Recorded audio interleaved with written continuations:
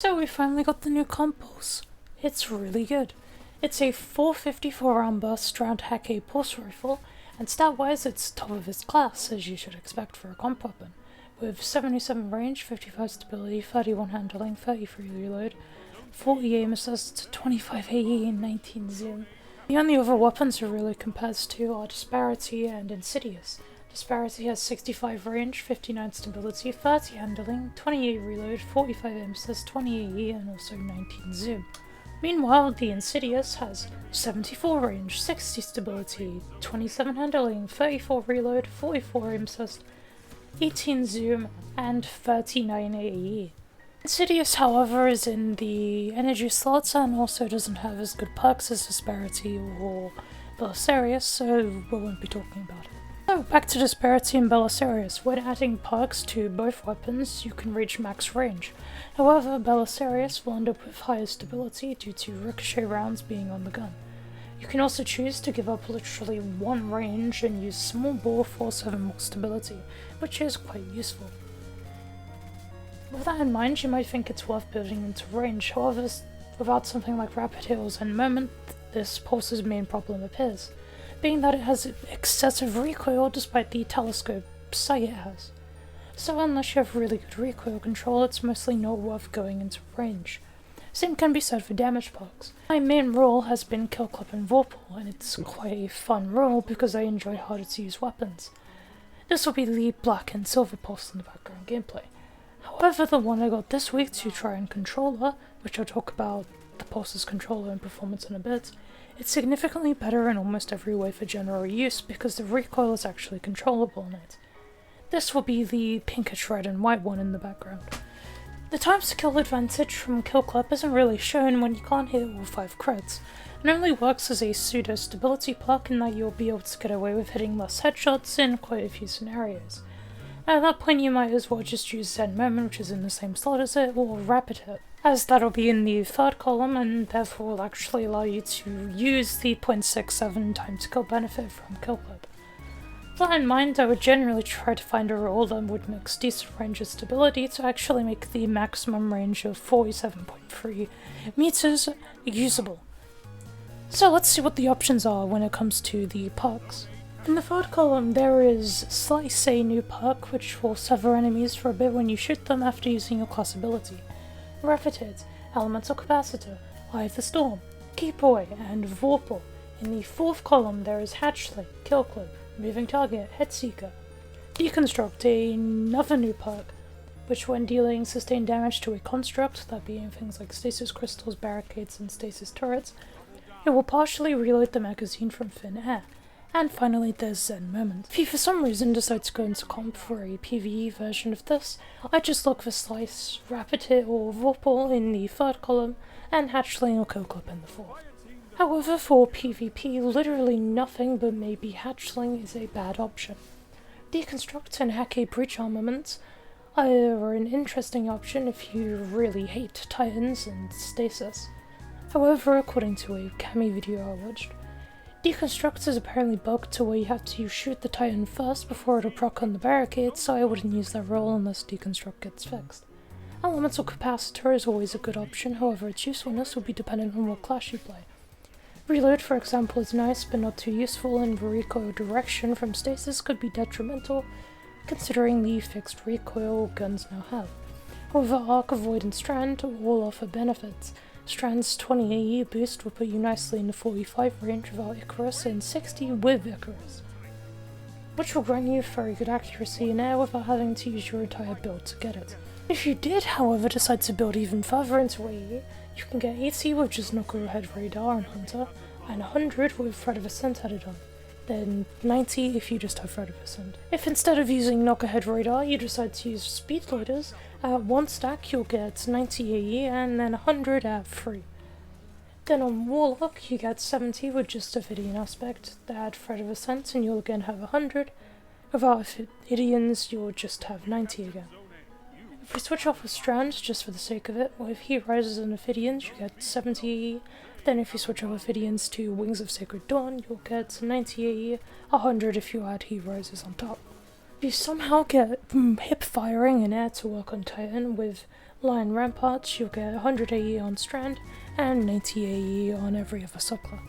The Storm is another perk that you can use, however it won't be active all the time like most of the other perks in the third column, so therefore I don't think it will be as valuable as other options. Keep Away is one of those options that I think is just a no-brainer pick. You'll get 10 range, 30 reload, and slightly better aim assist just by being 50 meters away from someone. This would allow you to further spec into stability without costing you as much range, as it can effectively replace the Masterwork or Hammer Forged on the gun, which is very beneficial considering the prior mentioned recoil issues. A better perk, however, would be Rapid Hit, and is really just the best option in that column. Rapid Hit will give you up to 25 stability, a 60 reload, and a faster reload animation, just for hitting headshots, and stacks up to 5 times, which means you'll nearly get the full effect of the perk if you hit a whole burst to the head. Also means without anything else aiding your stability, you'll be at 73, then add on small bore, ricochet, and the stability masterwork, and you'll be happily at 100 from the first burst, 96 if you miss a shot, which will make the second burst significantly easier to hit and therefore granting you the kill. Vorpal is also another option I'd like to recommend, as it's one of the main reasons I wanted to talk about this pulse. As with Vorpal, you can absolutely shred supers with it, especially with a damage buff such as Kill Clip, which will make it do about 75% more damage to supers, which obviously obliterates any of them. Speaking of Kill Clip, let's talk about the fourth column perks.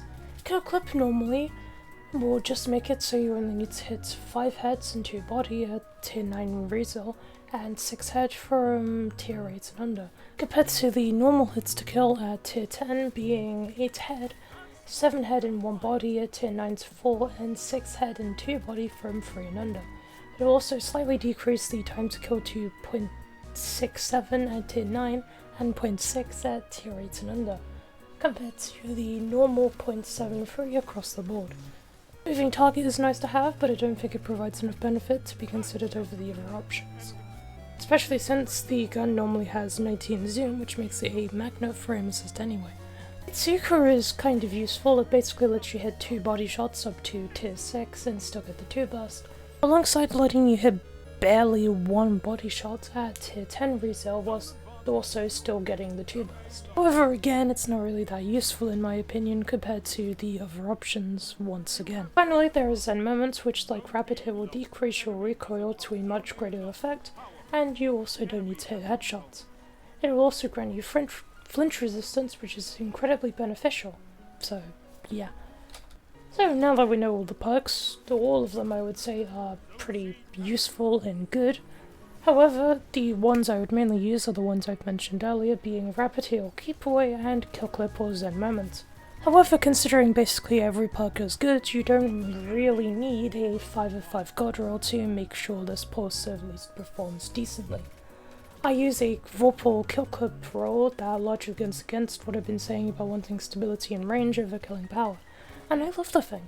It's one of the funnest weapons I've used and fixes 2 problems with the game: my dislike of being killed by supers, and my dislike of going against titans, barricades, and overshields.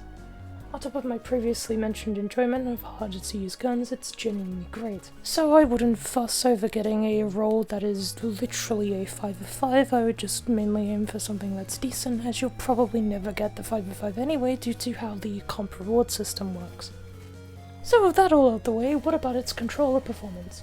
You basically want to throw everything out the window. It's genuinely easier to control the weapon's recoil on controller than it is on PC, and on top of the aim assist makes it so you really only need stability for flinch resistance and may as well go for more for range. I think the previously mentioned best perks still apply, as no recoil is always better than any recoil at all. However, the gun just acts completely different, to the point where it's a laser and its only problem is really just flinch, which again Zen Moments and Rapid Hit will help with, as stability gives flinch resistance and Zen Moments' entire main point is being a flinch resistance. However, everything else is really up to you. Another thing with Belisarius on controller is that its honestly main limiting factor is going to be aim assist fall off. For those who don't know, it's basically just the range where aim assist stops working, which I think is just barely outside of damage fall off range. So when fighting on maps like Eternity, for example, with extremely long lanes, you will likely just get outgunned by a scout or a keyboard and mouse player. Due to those having way more precision at the longer ranges, then you're dealing with the new recoil and tracking the target without any aim assist whatsoever, especially with Destiny 2's dead zones.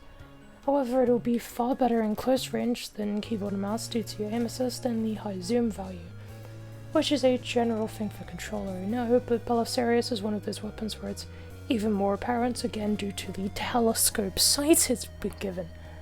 So yeah, that's all I've got for today. I might release a shorter video a bit later in the week on armamentarium. Definitely something on heliocentric, then coil, and I want to talk about crews and still. So if you want to see any of that, like, sub, comment, adios.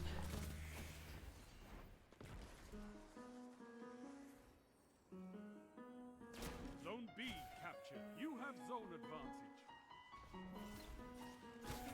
3 minutes.